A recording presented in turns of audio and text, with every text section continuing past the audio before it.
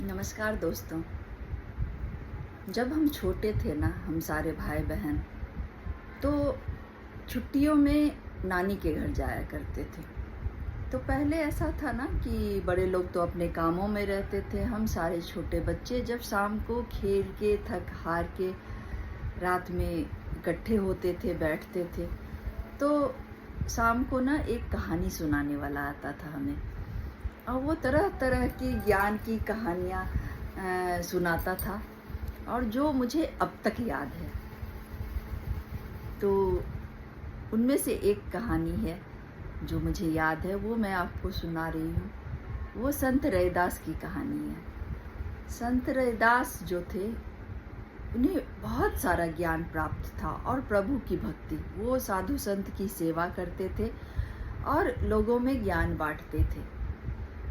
तो एक बार ना एक राजा पीपा हुआ करते थे, उनके टाइम में क्षत्रिय राजा थे। तो उनको ना नाम दान लेना था। तो उनको किसी ने बताया कि ऐसे ऐसे वो तो संत रैदास है तो वो निम्न जाति से, पर बड़ा ज्ञान है उनको। तो राजा को लगा कि मैं कैसे जाऊं, मैं ठहरा क्षत्रिय और वो जूते सिलने वाले हैं, तो मैं कैसे जाऊं। फिर वो ना किसी तरह छुपते छुपाते उनके पास पहुँचे और उनसे जाके कहा कि मैं बहुत उम्मीद से आपके पास नामदान लेने आया हूँ। तो वो उस वक्त जूते को सिल रहे थे। तो फिर क्या होता है कि उन्होंने जब ये बात राजा से सुना तो कहा, ये मुझे बहुत अच्छा लगा कि आप सब कुछ भूल के मेरे पास आए हैं, तो मैं ज़रूर आपकी मदद करूँगा। और वो जो जूता सिल रहे थे ना, उस चमड़े के बैग में जो पानी था ना, वो उन्होंने राजा को पीने दिया।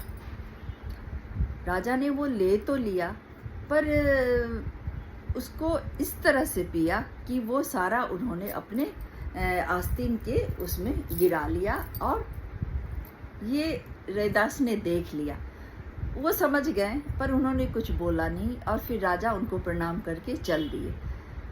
जिस पे वो पानी था, वो गिरा था, उस पे पूरा दाग हो गया, ऐसी निशाने पड़ गई उस पे कि उन्होंने धोबी से कहा, इसको किसी तरह छुड़ाओ। धोबी ने बहुत कोशिश की, लेकिन वो नहीं छुड़ा पाया। तो उसकी एक बेटी थी, उससे उन्होंने कहा कि इसको तुम ना ऐसे चूसो और फिर उसको थूकते जाओ, तो ये साफ होता जाएगा। लेकिन उसकी बेटी ने ऐसा नहीं किया। वो उसको, उस दाग को चूसती रही और उसको अंदर लेती रही।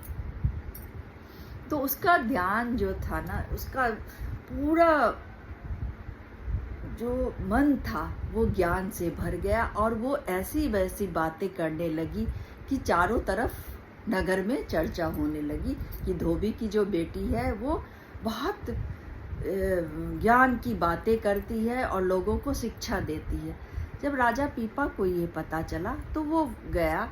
तो वो धोबी की बेटी जो थी उठ के खड़ी हुई और राजा के पैर छुए। तो उन्होंने कहा कि नहीं, अभी मैं राजा की हैसियत से नहीं आया हूँ, मैं तुम एक भिखारी की तरह तुम्हारे पास आया हूँ कि तुम्हें इतना सारा ज्ञान कैसे हो गया। तो उन्होंने कहा, मैंने आपको राजा के नाते प्रणाम नहीं किया है, आप, मुझे जो ज्ञान प्राप्त हुआ है उसकी वजह आप हैं।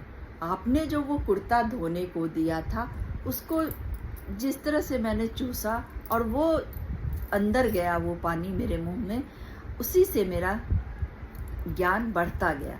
तब सारी बात राजा के समझ में आ गई और वो दौड़े रैदास के पास पहुँचे।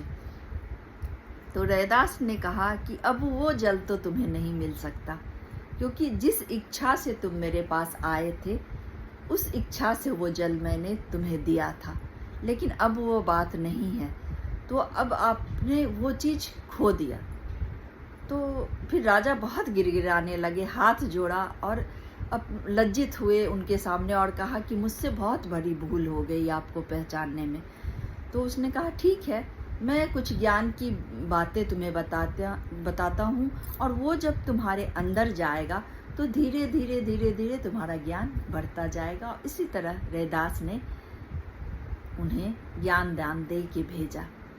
तो गुरु जो हमारे हैं, वो जो बातें बताते हैं वो हमें ध्यानपूर्वक, कोई भेदभाव ये सब मन में लाके नहीं सुनना चाहिए।